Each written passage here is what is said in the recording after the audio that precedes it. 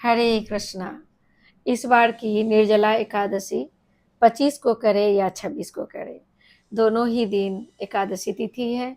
तो 25 और 26 दोनों ही दिन कर सकते हैं, लेकिन यदि सर्वोत्तम करना है, सर्वश्रेष्ठ करना है, भक्ति वर्धन के लिए करना है, तो हमें 26 को करना चाहिए।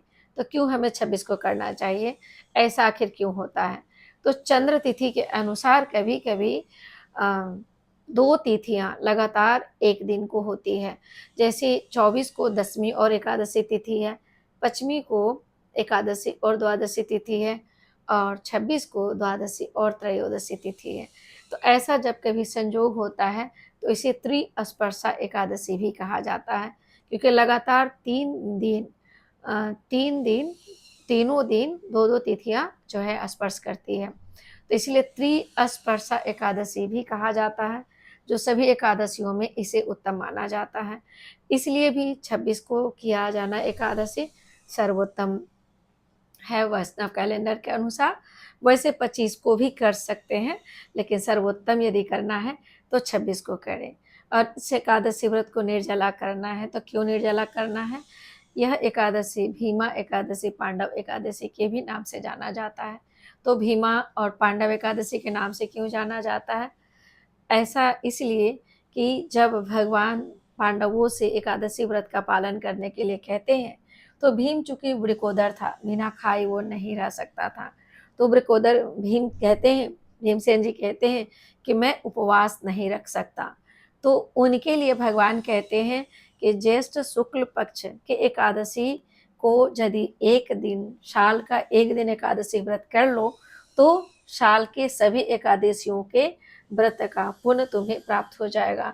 तो इस प्रकार भीमसेन साल भर के या तो 23 या 25 है ना, अधिक मास में 26 एकादशियां होती है और नॉर्मली 24 होती है। तो 23 या 25 ना, 23 या 25 एकादशी न करके भीमसेन जी थे जो इस एकादशी को किया करते थे निर्जला, जिससे क्या है, सभी एकादशियों का पुण्य फल उन्हें प्राप्त हो। और एक बात, यदि हम में से कोई ऐसे हो जो एकादशी व्रत ना किए हो, तो वे भी जरूर करें, जिससे क्या है, उन्हें सालों भर के किए गए एकादशी का पुण्य फल प्राप्त होगा। और यदि हमने किया भी है तो किसी न किसी प्रकार से त्रुटियां हो जाया करती है। तो यदि कुछ त्रुटियां हुई होगी, तो त्रुटियों का यहाँ समन हो जाता है मात्र इस दिन निर्जला व्रत रहने से। तो निर्जला व्रत कैसे रखें? सर्वप्रथम ब्रह्म मुहूर्त के पूर्व आप कुछ भी जल ले सकते हैं, शरबत ले सकते हैं, मिश्री पानी ले सकते हैं, जूस ले सकते हैं, ओआरएस ले सकते हैं, ताकि आपको अगले दिन का जो है ना प्यास कम लगे, त्रास कम लगे। और जो पिछले दिन 25 के रात को या 24 के रात को आप ऐसा आहार ले, मसाला कम हो, गरिष्ठ न हो, हल्का आहार ले, जिससे अगले दिन आपको अधिक प्यास न लगे, ये करें। और 4 बजे के पहले, सुबह 4 बजे के पहले 3:30-4 के बीच में आप जूस, शरबत, नींबू पानी, नारियल पानी, ओआरएस घोल, मिश्री पानी अच्छा से ले ले भरपेट। और अगले दिन उपवास रहना है। ब्रह्म मुहूर्त से उपवास आरंभ होता है। उपवास रखें और अधिक से अधिक भगवान के पास रहने का प्रयास करें। इस दिन हो सके तो अधिक से अधिक भगवान के लिए कुछ भी करें। जैसे शास्त्र का अध्ययन हुआ, गीता, रामायण, भागवत आदि का अध्ययन हुआ, या फिर हम श्रवण करें, अध्ययन करें, और अधिक से अधिक भगवान के नाम का जाप करें।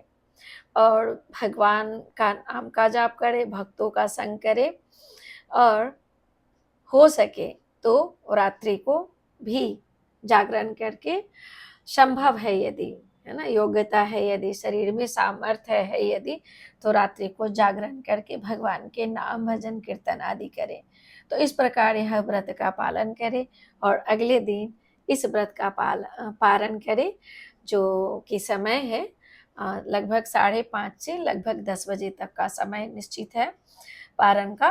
तो इस पारण के समय में जल से पारण करें, अन्न से पारण करें, फल से पारण करें, दूध से पारण करें। हाँ, लेकिन यदि किसी का स्वास्थ्य असुविधा हो, मेडिसिन यदि खाना हो, जो कि नितांत आवश्यक है, मेडिसिन खाए बिना कोई नहीं रह सकता है, तो उन्हें फल आहार, दुग्धाहार जैसे अन्य एकादशी किया जाता है, उस प्रकार भी इस एकादशी का पालन किया जा सकता है। मुख्य है एकादशी को भगवान को प्रसन्न करना। भगवान क्या है? भावग्राही जनार्दन।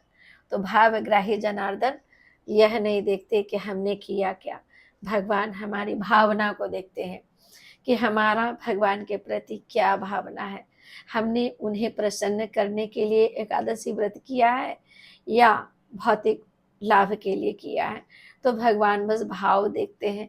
अपनी शरीर के योग्यता सामर्थ्य के अनुसार इस एकादशी व्रत का पालन करें और पारण करें और इस एकादशी व्रत के पुण्य लाभ को अर्जित करें। और माधव तिथि भक्ति जननी माधव तिथि जतने पालन करें। तो चूंकि यह भक्ति प्रदा इन्हीं एकादशी व्रत है, तो भक्ति ही मनुष्य जीवन में चाहिए, है ना।